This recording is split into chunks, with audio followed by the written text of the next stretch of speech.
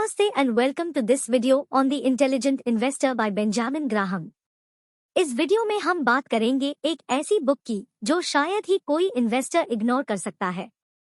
ये एक ऐसा बुक है जो पहले 1949 में लिखी गई थी और आज भी इसकी अहमियत कायम है। इस बुक के थ्रू बेंजामिन ग्राहम ने हमें इन्वेस्टमेंट और स्टॉक मार्केट के बारे में बहुत कुछ सिखाया है।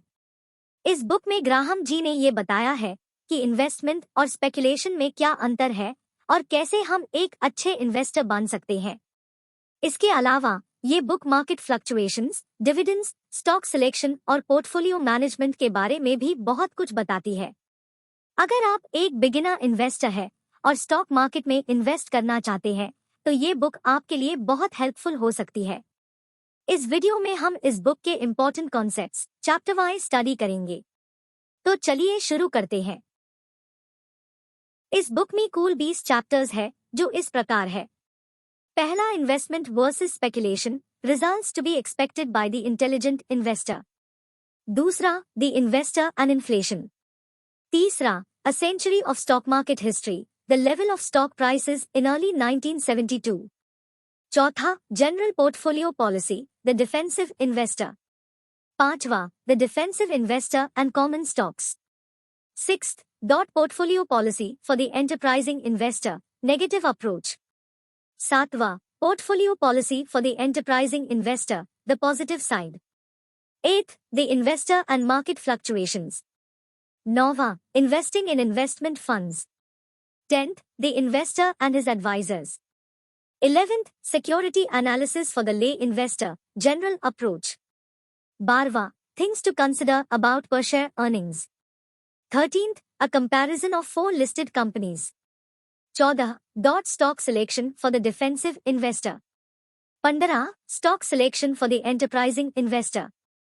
16, convertible issues and warrants. 17, 4 extremely instructive case histories. 18th, a comparison of 8 pairs of companies. 19th, shareholders and management's dividend policy. 20th, margin of safety as the central concept of investment. तो आइए discuss करते हैं एक एक करके। Chapter 1, investment versus speculation, results to be expected by the intelligent investor. इस chapter में Benjamin Graham ने इन्वेस्टमेंट और स्पेकुलेशन के बीच के डिफरेंसेस को एक्सप्लेन किया है। बेंजामिन ने बताया है कि एक इंटेलिजेंट इन्वेस्टर और एक स्पेकुलेटर में बहुत अंतर होता है। एक इंटेलिजेंट इन्वेस्टर हमेशा लॉन्ग टर्म पर्सपेक्टिव के साथ इन्वेस्टमेंट करता है, जबकि एक स्पेकुलेटर शॉर्ट टर्म गेन्स के लिए रिस्की इन्वेस्टमेंट्स करता है। ग्राहम जी ने बताया है कि एक इंटेलिजेंट इन्वेस्टर कभी भी अपने इन्वेस्टमेंट्स को गैम्बल की तरह नहीं ट्रीट करता है। बेंजामिन ने बताया है कि एक अच्छा इन्वेस्टर हमेशा अपने इन्वेस्टमेंट्स को थॉरोली एनालाइज करता है।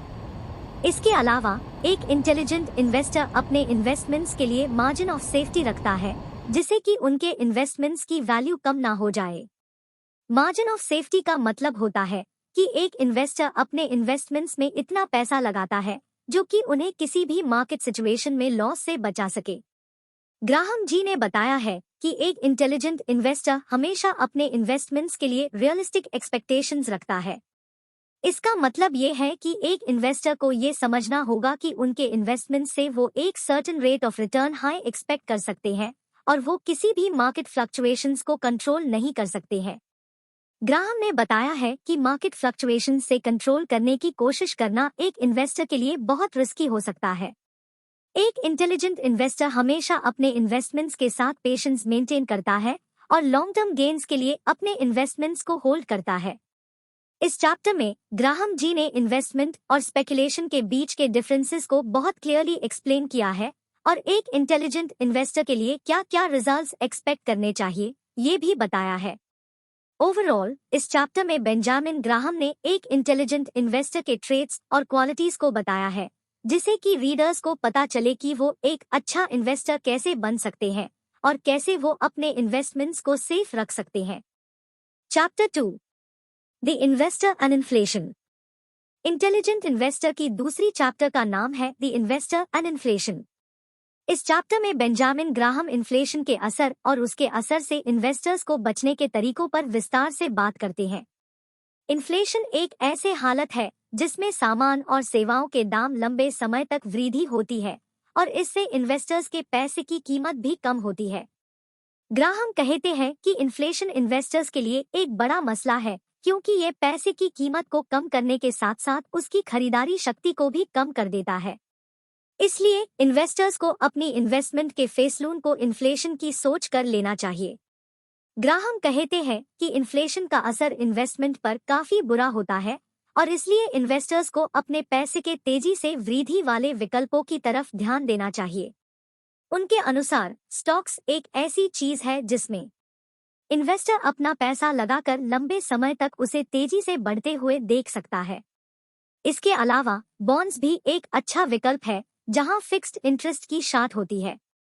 इस चैप्टर में ग्राहम इन्वेस्टर्स को ये सलाह देता है कि अपनी इन्वेस्टमेंट के अंदर लंबे समय के लिए सोचना चाहिए और इन्फ्लेशन के असर को कम करने के लिए ऐसे विकल्पों पर ध्यान देना चाहिए जो समय के साथ बदलते रहते हैं। इन्वेस्टर्स को अपनी इन्वेस्टमेंट के अंदर स्टॉक्स और बॉन्ड्स दोनों को सही तरीकों से मिक्स करके रखें ताकि उनके पैसे की तेजी से वृद्धि हो सके। ग्राहम भी इस बात से सहमत है कि इन्फ्लेशन की बढ़ती तेजी के सामने इन्वेस्टर्स को जगने की जरूरत है। उन्हें ये समझना चाहिए कि इन्फ्लेशन उनके लिए कितना नुकसानदायक हो सकता है और इसलिए उन्हें इन्वेस्टमेंट के फैसलों को सोच समझ कर लेना चाहिए। ग्राहम कहते हैं कि इन्वेस्टर्स को अपनी इन्वेस्टमेंट में एक लॉन्ग टर्म प्लान बनाना चाहिए और उस प्लान को ठीक तरीकों से इम्प्लीमेंट करना चाहिए।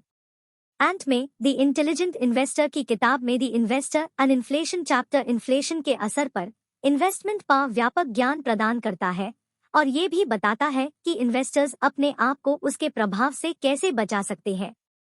बेंजामिन ग्राहम इन्फ्लेशन के असर को कम करने के लिए लंबे समय के प्लानिंग और विभिन्न कारणों की अहमियत को जोर से बताते हैं।